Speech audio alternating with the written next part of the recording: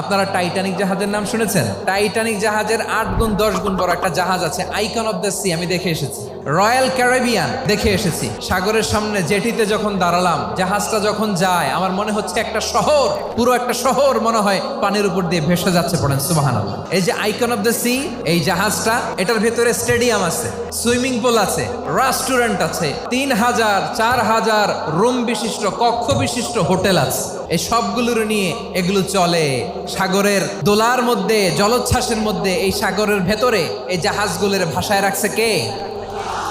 এই যে বাংলাদেশে যে গাড়িগুলো চালান, বেশিরভাগ গাড়ি আসে কিন্তু জাপান থেকে। হাজার হাজার গাড়ি একটা জাহাজ বহন করতে পারে। সূরাত বানী ইসরাইলের এই চমৎকার আয়াতের ভেতরে আল্লাহ তাআলা বেসিকলি মানব জাতির প্রতি তার 4টি স্পেশাল অনুগ্রহের কথা বলেছেন। 2 নম্বর অংশে আল্লাহ তাআলা বললেন, ওয়া হামালনাহুম ফিল বাররি ওয়াল বাহর, স্থলে এবং সমুদ্রে আমি তাদের জন্য চলাচলের বাহন দিয়েছি। সুবহানাল্লাহ।